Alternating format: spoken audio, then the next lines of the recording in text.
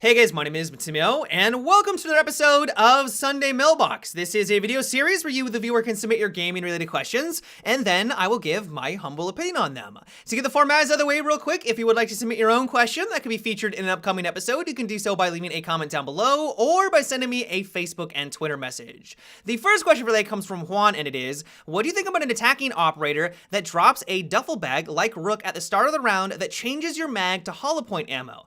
This could really counter Rook, in my opinion. At first glance, this doesn't seem all that unreasonable. The defenders have Rook, why can't the offensive team have something similar?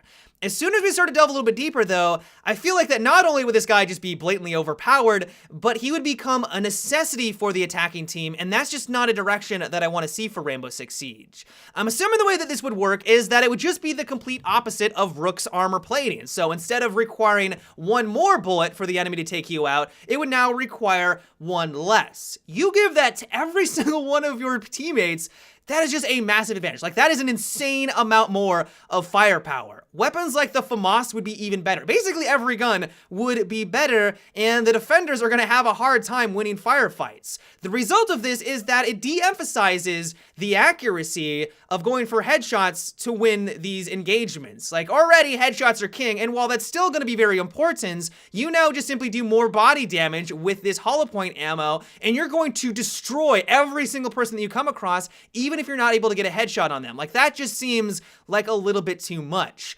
Not only that, but I feel like this guy would become a necessity. You look at any other first-person shooter out there that allows you to increase your weapon damage, and most gamers are gonna gravitate towards that option. Battlefield and Bad Company 2, for example, they had Magnum ammo specialization. If you did not run that, and you went against someone who had your same weapon, and you started the firefight at the same time, you were gonna lose statistically. Like, there was no way that you were gonna win that firefight and come out of it alive because your weapon just didn't do as much damage.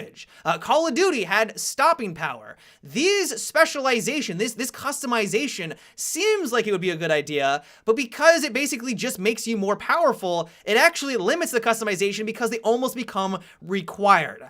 If you don't think that would happen in Rainbow Six Siege, just look at Rook. He's a prime example of this. Rook is the most picked defensive class in the game by a country mile, and that's for good reason. Not only are his weapons great, his MP5 is amazing, but it's mainly because of his gadget. Giving your entire team a one bullet buffer from death is a huge advantage. And so not only do I think that this hollow point guy would become a necessity, but Rook would become even more of a requirement. If you're not running Rook and they have hollow point, they're going to ruin your cupcakes. Like, they are just going to destroy you because you don't have that extra buffer. And so the result of this, at least in my opinion, is that we would just have less operator variety. If both teams require that you have someone on that, that basically takes away one slot to choose from for all of the others, and I just don't think that that is a direction that we want to take for Rainbow Six Siege. And so while I know a lot of people out there like the idea of having something like this added to the game, I've gotten a lot of questions along these lines. Hopefully I've illustrated why I just don't think that this would be a good thing for the game. The next question comes from a lot of you, and that was that you wanted my opinion on the recent Battleborn beta. Battleborn, surprisingly, was a lot of fun. I went into the multiplayer very skeptical. I didn't think that it was gonna be for me. It's like, okay, yeah, this looks good, but I just didn't think that there was gonna be a lot of enjoyment for me.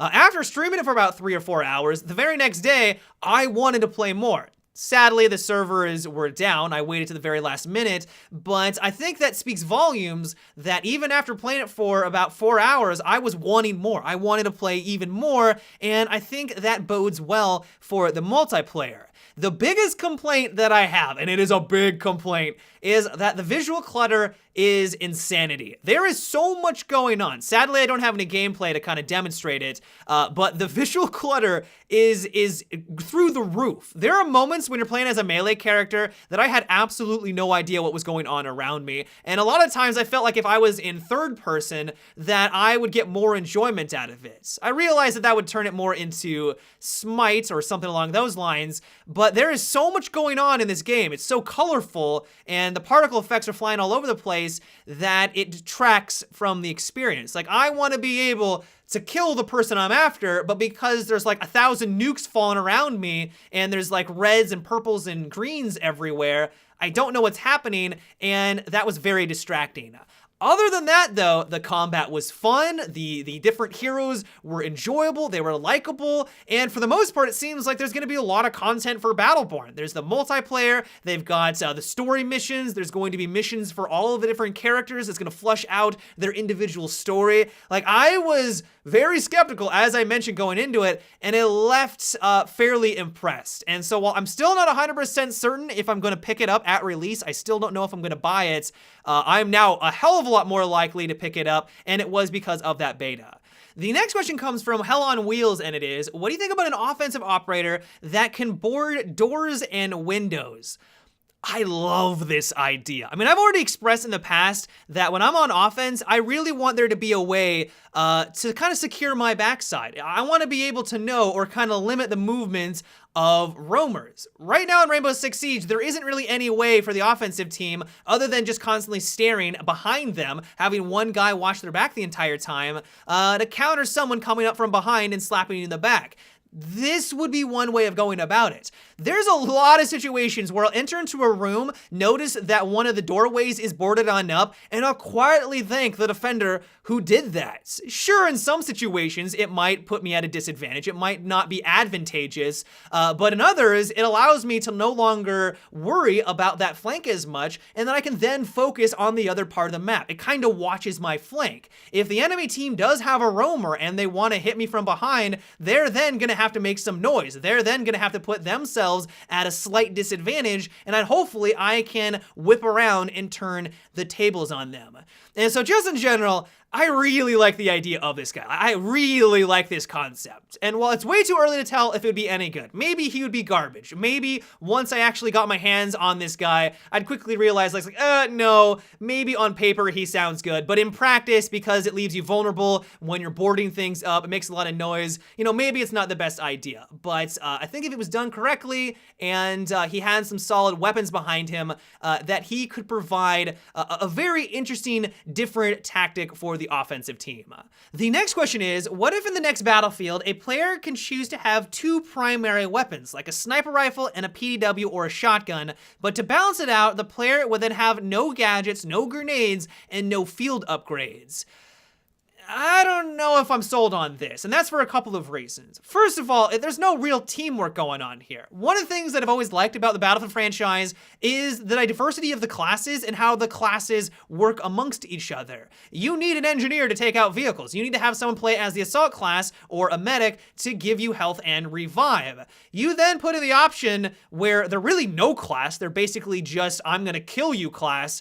It kind of takes away that teamwork aspect that I've always enjoyed about the Battlefield franchise. The other reason is that this class, or whatever you want to call it, this Rambo character, would have no weakness in infantry-based combat. Sure, he would struggle when a vehicle enters the mix, but if all you're doing is fighting infantry, you're gonna have no weakness, at least with relation to the weapons that you're using. You see someone out in the distance, switch it over to your bolt-action rifle and get a headshot. Things get more intimate, he was able to close the gap on you, switch it over to your PDW or your shotgun to quickly take him out.